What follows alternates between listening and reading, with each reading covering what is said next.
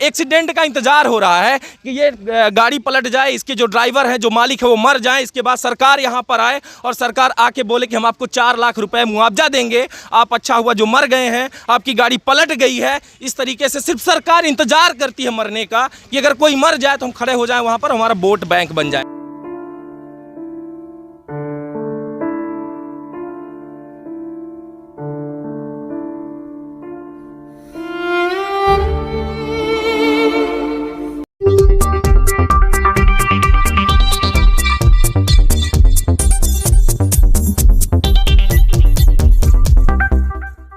नमस्कार, आप देख रहे हैं तरंग 24 न्यूज़। मैं रवि कुमार पांडे आप लोगों के साथ। आप लोगों को सबसे बड़ी खबर आज देखने को मिलेगी कि एक नेशनल हाईवे रोड पर, जो कि सीरी से शहडोल जाती है, इस रोड पर एक नहर पड़ती है जहां पर मेंटेना ने टेंडर लिया हुआ था।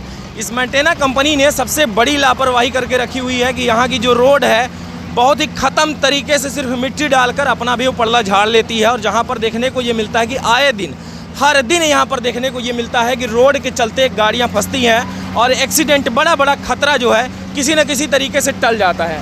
आपको देखने को मिल रहा है कि हमारे पीछे यहाँ पर क्रेन मौजूद है। क्रेन से इस ट्रक को खींचकर बाहर निकालने की कोशिश की जा रही। लगभग ये 4 से 5 घंटों से यहीं पे लगा हुआ है। और आपको उधर देखने को जेसीबी भी मिलेगी, जहाँ यहाँ पर जेसीबी के जरिए पहले खींचने की कोशिश की जा रही थी और धक्का देकर बाहर निकालने की कोशिश किया जा रहा था, लेकिन किसी भी तरीके से उसका प्रयास सफल नहीं हो पाया। और आप लोगों को मैं ये भी बता दूं कि सीधी जिले से महज इसकी अगर दूरी है तो 5 से 6 किलोमीटर की दूरी है, लेकिन इस दूरी में भी इस तरीके से जो रोड देखने को मिल रही है, इस पर किसी भी सरकार या फिर पीडब्ल्यूडी विभाग या फिर ये कह सकते हैं कि मेंटेना की जो कंपनी जिसने टेंडर लिया था इस रोड का, इस पुल का, उसने भी अपना पड़ला इस तरीके से झाड़ा है कि यहाँ के लोगों को भारी परेशानी जो है झेलना पड़ रहा है। यहाँ पर ड्राइवर हैं, कौन है भाई साहब इसका ड्राइवर? जी आप ही बताएं, क्या कितने टाइम से ये फंसा हुआ है? 4 से 5 घंटा। ये लगभग कहाँ आपका जा रहा है? इसमें है लोड क्या है? इसमें मोरंग है, मोरल है, यानी कि रेता। तो ये कहाँ जाएगा? ये जाएगा गोरखपुर। कितने टाइम से यहाँ पर ये आपका ये गाड़ी खड़ा है? 5 घंटा हो गया। 5 घंटे से। 5 घंटे में आप कितना सफ़र किए होते? यहाँ से अगर मान लीजिए 5 घंटे अगर पहले आप निकल गए होते, ना फंसता, तो कितने किलोमीटर आप जाते? कम 100 किलोमीटर चले जाते। 100 किलोमीटर, यानी कि आपका ये जो 100 किलोमीटर का डिस्टेंस है, 5 घंटे के साथ साथ आपका टाइम का भी बर्बादी हुआ और जो आप जहाँ पर पहुँच जाते टाइम से, वो भी आपकी बर्बादी हुई। इस तरीके से जो देखने को मिल रहा है ट्रक, आप ये बताइए, क्या ये गिर नहीं सकता, पलट नहीं सकता? पलट सकता है ना? खराब। तो ये आपकी गाड़ी की कीमत क्या होगी? हाँ, गाड़ी की कीमत क्या होगी?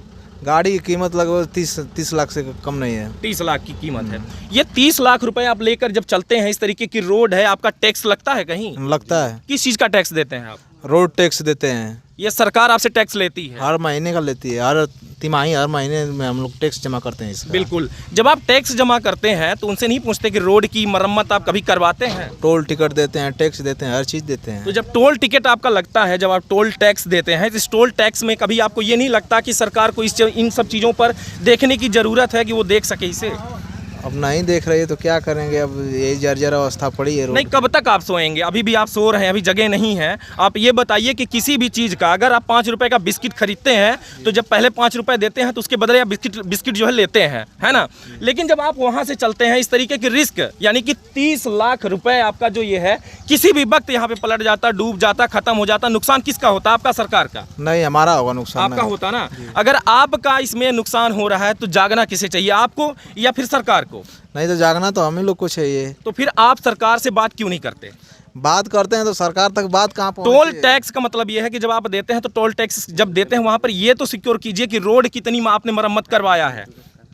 क्या किया जाए, सब जगह तो यही अवस्था। नहीं पूछना चाहिए आपको या नहीं? नहीं पूछना चाहिए। पूछना चाहिए ना। तो फिर आप कब जगेंगे? ये जनता कब जगेगी? जो आपको देख रही वो कब जगेगी? या इसी तरीके से हमेशा ही बना रहेगा ये? अब इसी तरह से बना है। अब देखिए इतना खड्डा पड़ा है, क्या किया जाए? कहाँ से आ रहे हैं आप? हम तो आ रहे हैं वो बेवहारी से। बेवहारी से। यहाँ से बेवहारी का जो डिस्टेंस है वो 75 किलोमीटर का डिस्टेंस है। 75 किलोमीटर में आपने लगभग कितने गड्ढे मिले होंगे आपको अनगिनत? अरे पूरा रोड ही खराब हो, कम से कम 20 किलोमीटर तो पूरा रोड खराब हो गया है जी। और 3-4 जगह बहुत बड़े बड़े गड्ढे हो गए हैं, जिसमें गाड़ी पलटने का शंका है, धंसने का, रुकने का बहुत खराब हो गया है। कितना टैक्स देते हैं आप?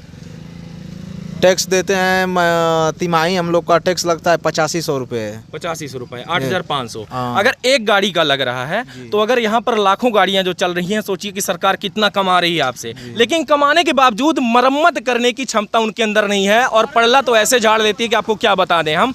सबसे बड़ी बात यह है कि सरकार अभी सोने में नहीं बल्कि बेहोश पड़ी हुई है, ये उस निद्रा में घुसी हुई है कि उसको कहीं भी दिखाई नहीं दे रहा। आपको पीछे भी दिखाई देगा कि यहाँ से कम 3 से 4 गाड़ियाँ पीछे लगी हुई हैं, ऑटो लगी हुई है और इस गड्ढे में आप देखिए, खुद ही देख लीजिए कि यहाँ पर मेड़बंधन का जैसे काम चल रहा हो मनरेगा का, इस तरीके से दिखाई दे रहा है। और कलेक्टर हो या शासन के कह सकते हैं कि यहाँ का जो विधायक हो, कोई भी हो, बिल्कुल उस तरीके से निद्रा में है कि उनको कुछ दिखाई नहीं देता।